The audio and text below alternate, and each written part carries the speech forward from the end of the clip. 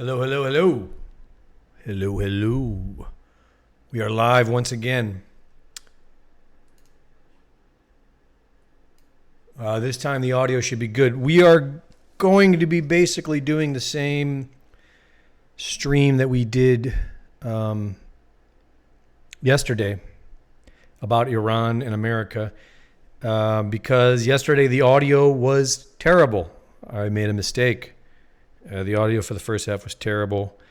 And it's not that bad. We're starting off new with this, and I think I rambled on quite a bit longer than I needed to yesterday. Anyways, so this will be a better version of it. Hello, Phyllis.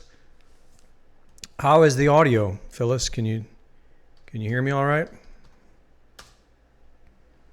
Thank you for joining.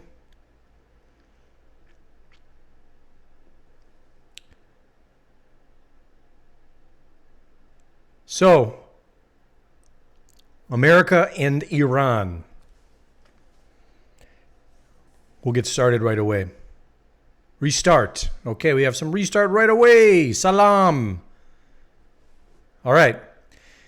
So, for those just joining us one more time, this is kind of what we did last night. The audio last night was terrible. So, very good. Excellent. Thank you, Phyllis. So, we're going to do it again. Sounds good. We're going to start right now. So, starting off, I was born in 1970, so the revolution happened when I was 9 years old. That was the first I really ever heard of Iran, was during the U.S. hostage crisis. And that was my first impression of Iran. And then from then on out, Iran was always just sort of the bad guy, scary, Islamic, Stone Age culture that hated America and burned the American flag all the time. And that's basically my relationship with Iran. So it wasn't until, I'd say maybe 10 years ago, when I saw photos of what Iran looked like before 1979. And I saw these, I think they kind of got popular, 10 years ago, and it blew a lot of people's minds because a lot of people didn't realize that Iran was just like almost every other westernized country in the world. I mean, if you're looking at these pictures right now, if you grew up in the 70s, you're going to recognize every little detail in these photos of being familiar. I mean, it looks to me just like growing up in the 70s-ish here in America. Some of these look like they're from the 60s and some even from the 50s. But you get the point. And so that kind of blew my mind like 10 years ago. That's when I realized something really strange happened in Iran. It changed all that almost overnight. It was like a normal westernized nation enjoying the same sort of freedoms and funness it certainly looks like as America or other places. And then after 1979, something very dramatic happened. I mean, you saw okay, so let's go to 1979. So in 1979,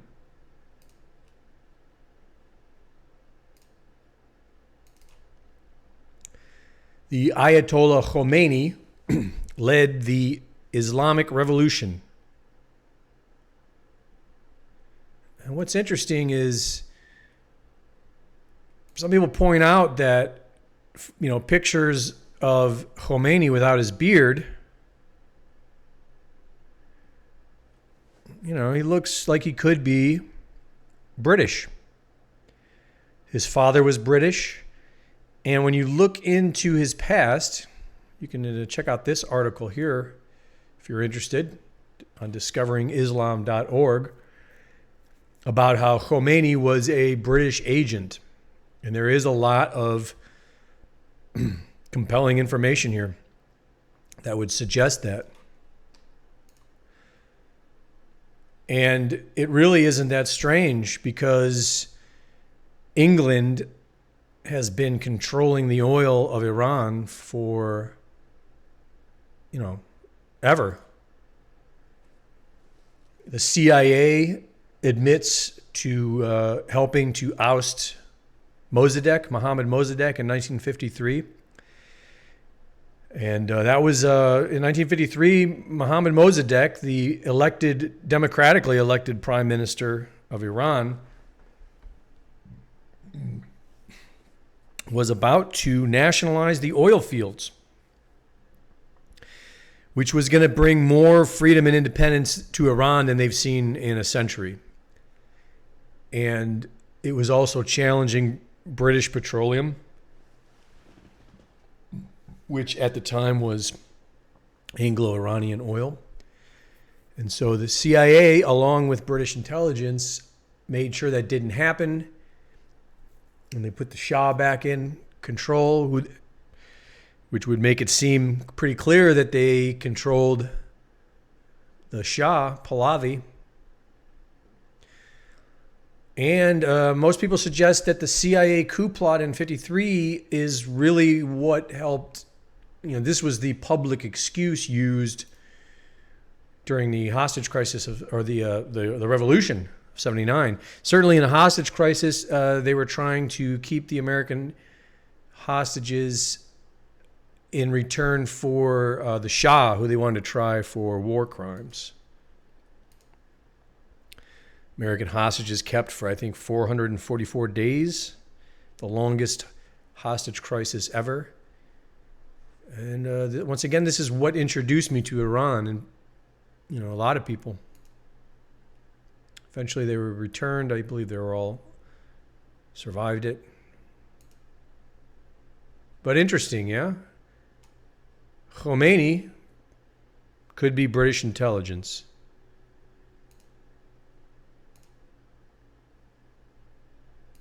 This is when it all changed.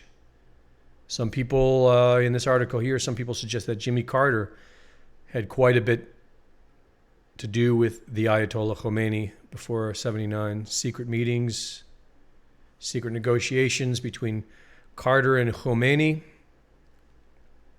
before the revolution. CIA, British intelligence.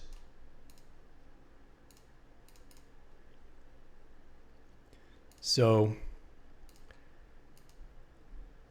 from the beginning of the 79 revolution, America was involved, intimately involved.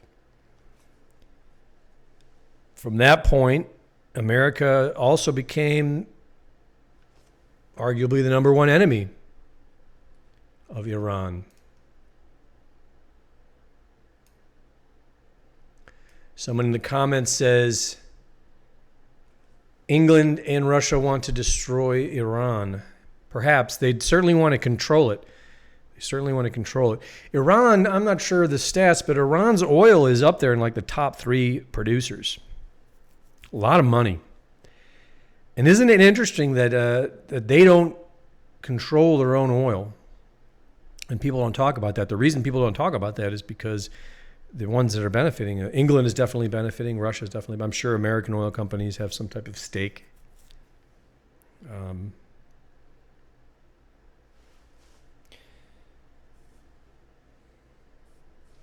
So that's before 79.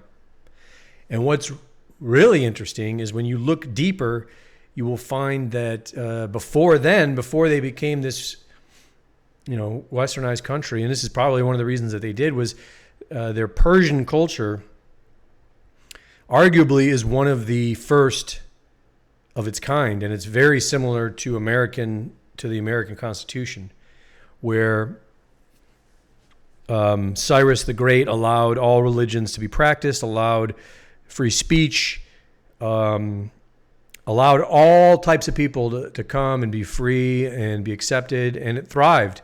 It was around the time of Babylon. And if you were living back then, you would have preferred Persia, unless you were a bit of a scoundrel. Persia was a nice place, very interesting. Persia thrived until the caliphates, until the birth of Islam. Pretty much within the first century of Islam, Persia was destroyed by the caliphates.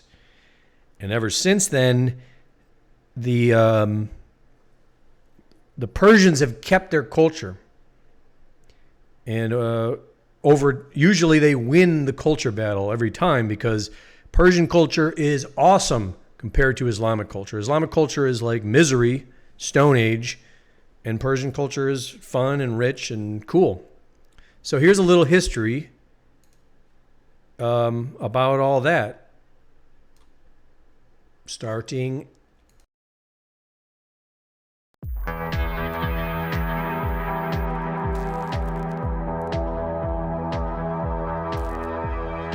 Secretary of State Mike Pompeo says that John Kerry is actively undermining U.S. policy with Iran.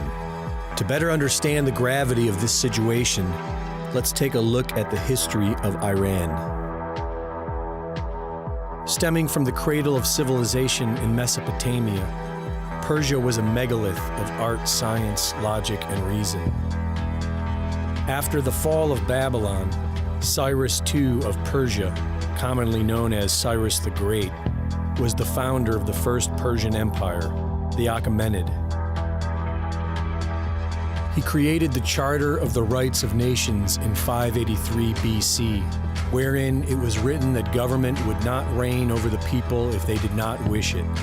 It would not force anyone to change their religion or faith, and it would guarantee freedom for all. Persia and Rome were great adversaries, but they were both overwhelmed by the Islamic Caliphate of Rashidun in the 7th century. Rome was able to survive, but nearly all of Persia fell to the Caliphate. Only the Dabiid dynasty survived and held on to Persia's mystical roots, traditions, and culture. A caliphate is a state of rule that imposes strict Islamic law and does not allow for other religions. It is the antithesis of Cyrus's Rights of Nations. The struggle between these two governing ideologies continued on for centuries, one side seeking to free the individual and the other side seeking to force them into submission. The end of the 18th century brought conflicts between Persia, Russia, and England. England took control of the local trade and brought the borders to where they are today. In 1921, a coup d'etat led by Reza Khan led to the imperial state of Iran. He made himself Shah and became a puppet of Russia and England. The people grew to be resentful. In 1935, under the influence of the Nazis, Persia became renamed Iran. In the 1950s, 75% of Europe's oil came from Iran, and the Anglo-Iranian Oil Company, which later became British Petroleum, only gave a small percentage of the profits to the Shah. In 1953, in an effort to take control of Anglo-Iranian oil, Iranian Prime Minister Mohammad Mossadegh nationalized the oil company. Britain took Iran to the World Court over the matter and lost.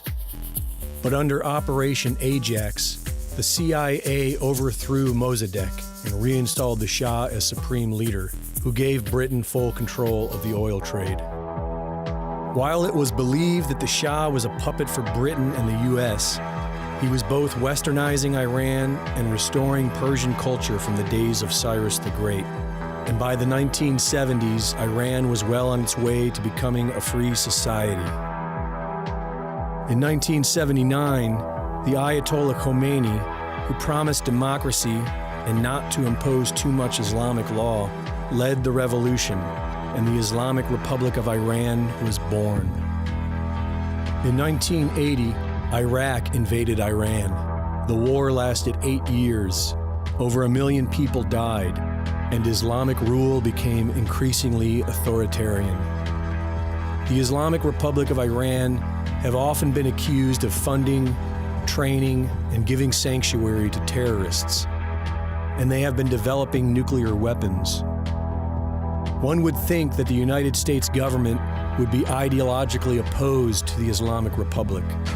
But after President Obama's mysterious Iran nuclear deal, wherein pallets loaded with billions of dollars in cash was secretly delivered to Iran, 2,500 Iranians were granted U.S. citizenship, and 14 Iranian criminal fugitives were released from U.S. custody. One is left to wonder, what exactly was the Obama administration up to? Okay, so once again, I mean, that's a little bit of the history that I was just talking about of Iran. And up until current days, America is definitely intimately involved with the situation of Iran. I mean, looking at what you just saw in there, and then once again, you know, taking a peek back here. This was just before. This looks like it was in these. Most of these look like they're 60s, 70s. Not like what you think, at least not what I thought growing up in America. I figured the whole Middle East was just a Stone Age wasteland. And it wasn't. And we were involved. So then you have the Iran nuclear deal where we basically paying them $150 billion to not make nuclear bombs or something. The whole thing's very weird. If you are a suspicious-minded person like myself, I would wager that Iran was not only being milked for all of its oil, which it's for centuries, but was being set up to be some type of super arch nuclear enemy that was probably in the works for someday for Iran to launch a nuclear bomb at America or something. Major false flag to finally take down the country. If Hillary got elected, that'd be my guess. Or North Korea. They're both similar proxies. Maybe not use the word America. Maybe globalists, deep state. You know, top of the pyramid, the Illuminati, whatever. Maybe that's who's responsible for meddling with Iran and North Korea, what have you. So after doing these articles on Iran, a lot of comments, and this is one of the... Well, before I get back into it, let me address some people in the stream. Comments. Someone was asking me if I can read the comments. Yes, I can read the comments. The reason I deleted the video yesterday, and the reason I did it was because the audio was horrible. It was my mistake. The audio was horrible through like half of it. And I think I kind of rambled on longer than I needed to. So I just deleted it, and I'm redoing it tonight. So if you watched last night, feel free to tune out, or you can stick around. It's going to be better and more succinct and to the point. So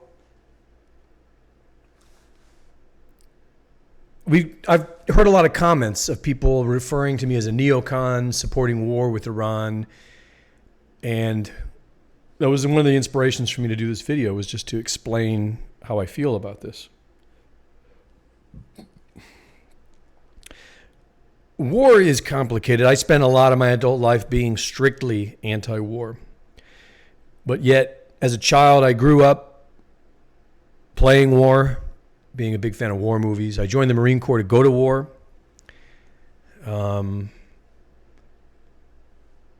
And after President Trump got elected, I ended my sort of anti-war attitude and started realizing the reality of war, the reality that in some cases, war may be necessary. For example, if we are in a fight where we can actually fight for truth against the globalist deceivers who have been trying to control the whole world, that is a war I'll get behind. And it seems like that is something we're facing. If the enemy chooses to fight us, then we must fight back. There's no choice in the matter. So, do I want war with Iran? No. After learning about what Iran used to be like before America, and learning about what Persia was like before America, I became very connected emotionally with Iran. And then in December of 2017, January of 18, when they were having their uprising, I found it compelling. I couldn't stop watching. I was amazed that the mainstream media wasn't picking it up. I was convinced that it was real, that it was a real grassroots, power to the people, great awakening type of uprising. And then after that, Iran was almost always on my mind. And then I did an article for InfoWars about Iranian spies. And in response to that, my Twitter feed started getting inundated with Persian-speaking people saying the word restart over and over again, restart, restart. Telling me to look into restart, telling me to interview their leader, Seyed Mohammad Hosseini. So I looked into it. I got in touch with as many of these folks as possible, the ones that could speak English. And I learned as much as I could. I did my research. And I started telling their story. And it seems like I'm the only one in America to do it. My research shows me that these are the people of Iran. In fact, BBC even did a story on the 3 opposition groups. They counted 4, but one of them was like a poet philosopher that doesn't seem to have much of a following. So I'm just going to call it 3. 3 is what it is. The Mujahideen, Reza Pahlavi / Farash Guard, and Restart. And their research, at least in social media, showed them that Restart is the only authentic movement that has tens of thousands of unique URLs as the source of all their social media activity, whereas the Mujahideen, Farash Guard, and Pahlavi seem to have bots. They seem to have accounts that are spitting out tens of thousands of tweets, per day or whatever, acting in accordance to how internet bots would act.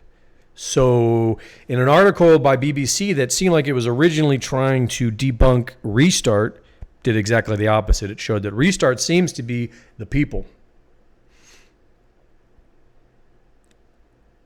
The people of Iran that are speaking out. And what's really interesting is that they want freedom. They want a Second Amendment. They want a First Amendment. They want to outlaw propagandizing religion, restrict it only to the institutions, which means Islam could only be taught within the mosques, nowhere else. Any violence on their part, and they will be punished. And people 18 and younger are not allowed to be taught religion. The idea is that a person can't choose a religion until they're an adult at 18, at which point they can choose whatever religion they want, so long as they don't propagandize it outside of the church or mosque or what have you. And there's a lot more, and it's all very good and interesting. And so, without further ado, I will play a video about Restart. I'll give it a little bit of an introduction. So it was founded by Seyed Mohammad Hosseini, who's an Iranian. He was a popular television presenter, mostly humorous. And he was very popular in Iran. And when he reached a certain level of fame, the Islamic Republic approached him and they asked him to propagandize for the Islamic Republic. He was always ideologically opposed to Islam. And so he left the country, came to America, and got involved in politics here. When he realized that Obama was lying and not really trying to help Iran at all, then he decided he needed to start his own movement. And what he did is he started producing these videos called Goodnight Iran. Hundreds of them, I think. They're in Persian, unfortunately, because I would like to watch them. But from what I understand, they're very similar to Alex Jones or, Truthers. He's educating all of these young Persians. They say 75% of Iran is under 30, which is interesting. So they don't know anything outside of the Islamic Republic. And so a lot of these videos was him educating them on their past, teaching them about the history of Persian culture, teaching them how they were lied to, how they were deceived, how the globalists operate. And so it's fascinating because the Restart movement is some of the most enlightened, politically enlightened people you'll find. They are aware of the deception game, well aware of it, and they want freedom. So that's how they got started. And that was about 3 years ago is when Seyed started making these videos, and the thing took off pretty good. So here is a little bit about Restart. The extraordinarily cruel ideology of the Islamic Republic has nearly broken an entire generation of the Iranian people. And this is precisely why Seyed Mohammad Hosseini, the leader of the Restart Iran movement, began rebuilding the spirit of his people. He posted a booklet online with instructions on personal health, strength training, and how to win a revolution. He taught them all to use aliases and to not be in groups of more than 2, so that if they were arrested and tortured, they wouldn't know anyone's name. And after having time to prepare themselves, they were issued a series of challenges. In May of 2017, Seyed Mohammad issued the Paintball Challenge. The people were instructed to mark government buildings as targets of the people by throwing paintballs at them and tagging them with spray paint. Next was the Noise Bomb Challenge. Restart was instructed to set off fireworks at 9 p.m. on June 6, 2017, as a call for freedom and a symbolic act to awaken the minds of the people. The Challenge of Wisdom called upon Iranian celebrities to discuss the problems of the regime, but not a single one of them replied. And so soon after came the Swearing Challenge, where Restart was challenged to speak their feelings harshly to members of the regime and its puppet celebrities on social media. The objective was to break their egos and show them that the people were aware of their crimes. In the Rock Challenge, the people wrote Restart on rocks and threw them through windows of government buildings to show the regime that we are many and we are everywhere. In October of 2017, Seyed Mohammad issued the Fire Challenge.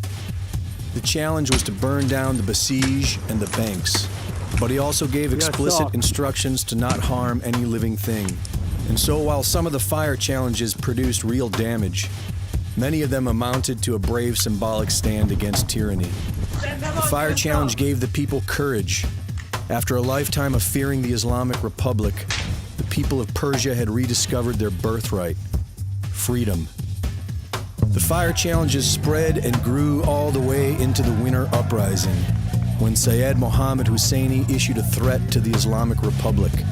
He said that more than 30,000 Restart vendettas were already on the streets protecting the Iranian protesters, and many others were ready to join.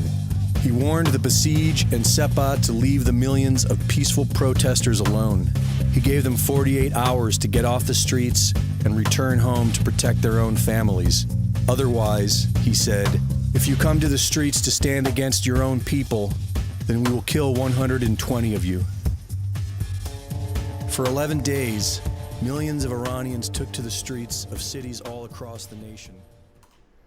So if you want to watch that full video, you can find it on my channel. I just edited out a segment, try to keep it a bit short, to tell the story of Restart.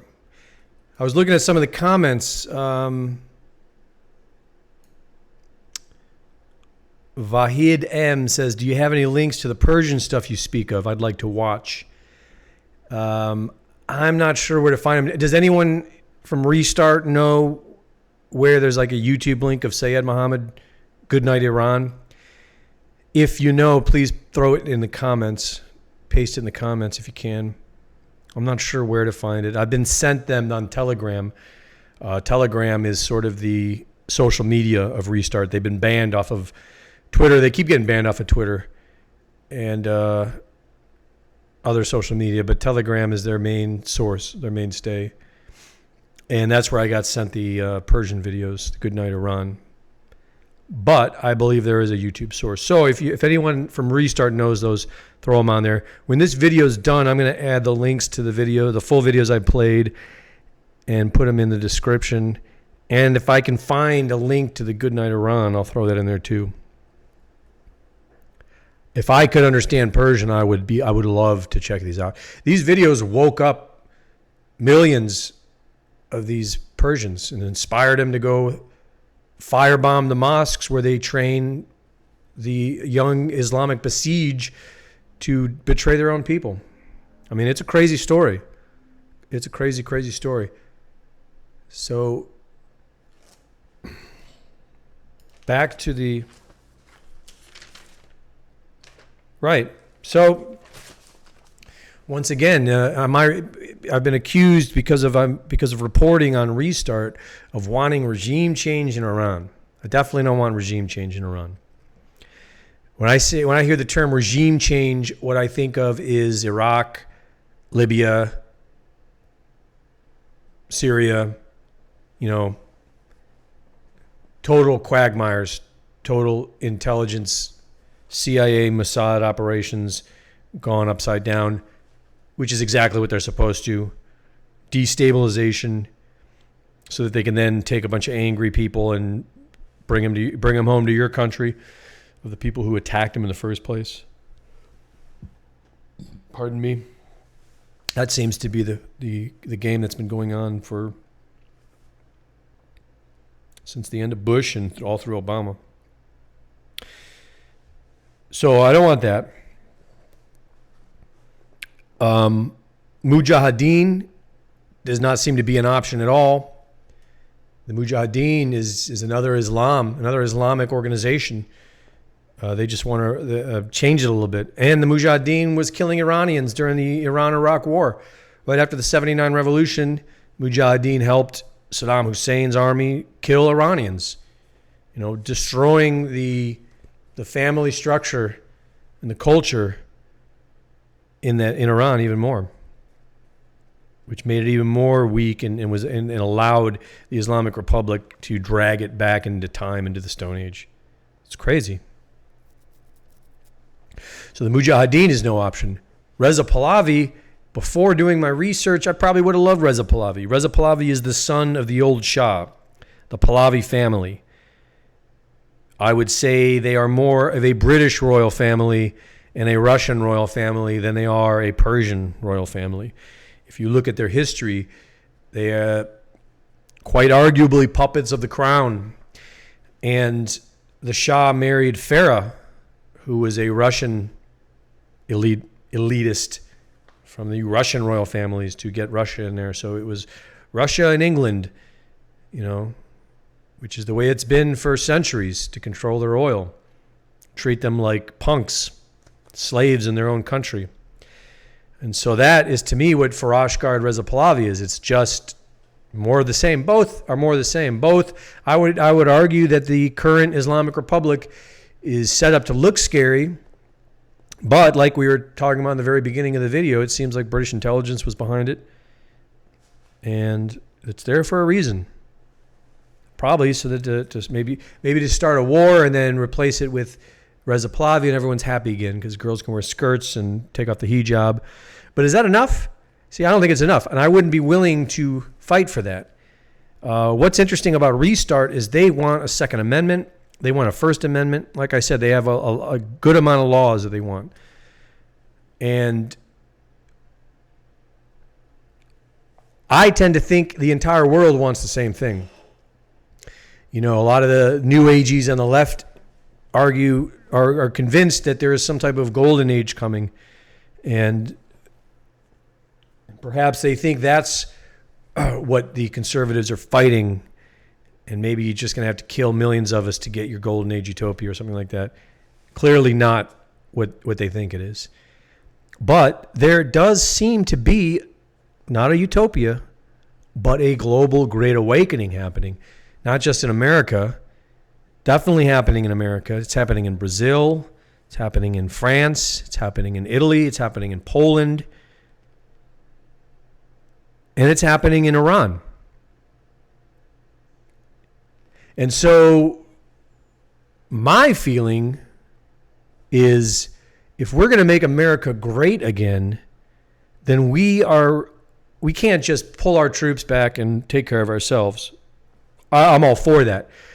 But what we need to do before then is we need to clean up at least some of the major disasters that we've created or people in our name. Obama, John Kerry, McCain. We might want to, and the whole neocon agenda and the neo-lib agenda and the whole left. If we could distance ourselves from those Americans and blame it on them and say we're just going to take care of ourselves now, but I don't think it's a good idea. I think every action has an equal reaction. You can call it karma. And I think we owe them something. Do we owe them to go in there and overthrow their mullahs so that they can have an election and have freedom? No. I mean, I might like that idea, but I'm not the smartest guy in the world. It seems like it needs to be done differently. It seems like it needs to be done in a way that's never been done before. When I talk to Restart, what they tell me is they just need the media because they're censored completely. They have no voice to the Iranian people.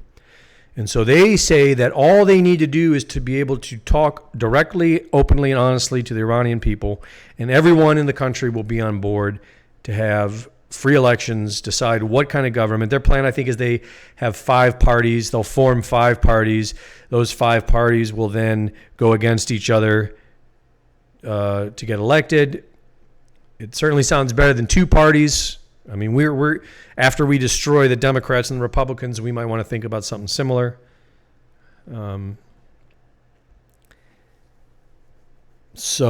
I mean, how does that happen? How do you go in and overthrow a regime and then allow them a democratic? I mean, I could kind of see it happening, but the thing is it would 2 things. One, if we go in there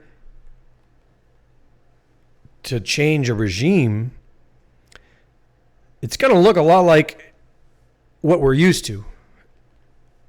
And I may be emotionally involved, but I would hardly trust it either.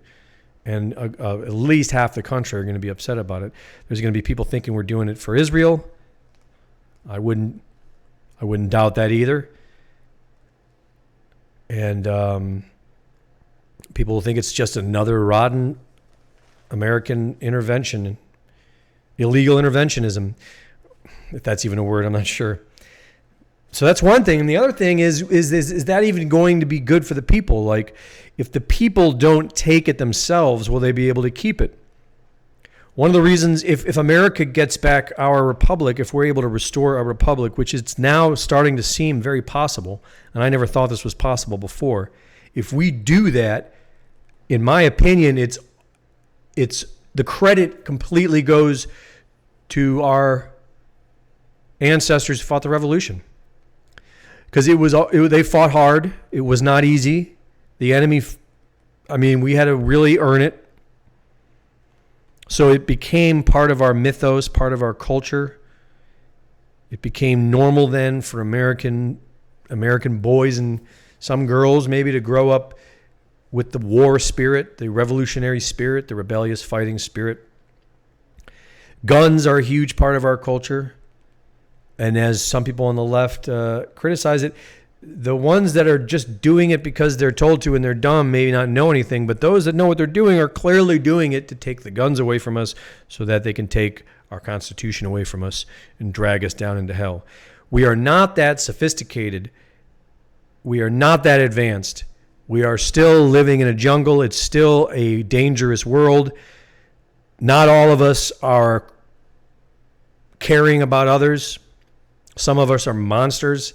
And so guns are good as long as we live in this current reality that we live in. Guns are good.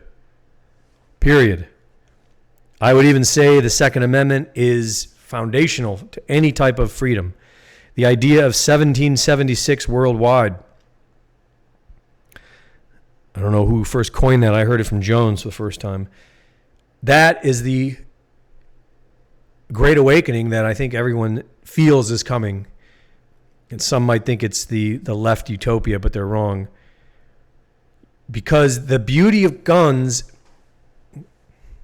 truthfully, is it puts you on a level playing field so that you can actually hold on to some semblance of freedom. You can at least have enough freedom that allows you to have safe streets, to have law and order, to have the ability to pursue your own desires, pursue your own dream, the ability to pursue your own individual purpose is probably the greatest experience that any human can experience, maybe outside of raising a family in that same environment. But to live in an environment where you can express yourself and live individually and live your heart's desire, that's the greatest you could ask for. And that's what freedom allows. Now, the difference between America and other countries that have freedom is what we're seeing, and say, for example, in Europe, a lot of these countries, their freedom is being taken away from them. And they have no recourse. They have no way of keeping it. Some of them might be able to elect it in. Some of them are being able to elect it back in, to vote it back in. You know, it hasn't gone completely bonkers yet, but it's heading that way. And if we lose our guns, then that's what's next. So we haven't evolved to this point where we can just get rid of our guns. When we do, we'll know it. When the guns are all just sitting somewhere collecting cobwebs and getting dirty and not being used, if that day ever comes, then we'll know we have outlived them. But we are, I think, at a point of a greater evolution. And I think the evolution that we're about to go into is one where countries are going to learn, we're going to learn how to have more freedom. Other countries are going to learn how to have more freedom. It might be for the first time in recorded history where the people actually start taking power, which has never really happened. We talk about that happens in democratic countries. Not really. It's maybe closer than it used to be in the past. And what I'm talking about isn't going to be like an end-all, be-all thing. It's just going to bring us a little closer. So this is why I support Restart. This is why I support any nationalist group. This is why I support the people. Any people of any country that wants to have freedom as opposed to being on their knees to a globalist, unelected group of authoritarians. We're all in this together. And the only way America's ever going to be great is if we clean up our garbage in Iran, we clean up our garbage in North Korea, and we help pick other people up somehow. We help inspire others to take and get what we have gotten for ourselves. That's the only way, I think. Now, how is that going to happen? I have no idea. I don't think it's going to be overthrowing the Islamic Republic. I hope to see Restart take it. Maybe it'll just be like another uprising that we saw in December and January of 17 and 18, where there's just millions of people in the streets and they just take control. I mean, it could happen. I think it's one of those things that we've never seen anything like this happen before, and so it's hard to imagine what it's going to look like. That's my experience, at least. But I hope to see the people of Iran free. I hope to see the country return to Persian culture. It's still over 60% of the country is Persian, and they have to celebrate. They have to hide in their own homes to celebrate, in their traditional Persian ways. So I hope to see that change. And do I want to see, once again, no, I don't want to see regime change. I am not a neocon. I do not believe Restart is CIA. I believe that CIA is quite friendly with the Mujahideen and Reza Pahlavi. But I see no evidence that Restart is anything but the people. I could be wrong. I've been wrong before. And if I find out I'm wrong, I'll be happy to admit it. I'm kind of a fool. I only know what I think I know until I don't know it anymore. So that's today's show. I hope you enjoyed it. If you have any suggestions or critiques of how I can make this more interesting, what I can do differently, please leave them in the comments. I will read them. I will look at them. I'm also going to update this as soon as I can. As soon as I'm able to, I'm going to add some links in the thing. And that's it. Good night, everybody. Have a great day, and I will see you next time.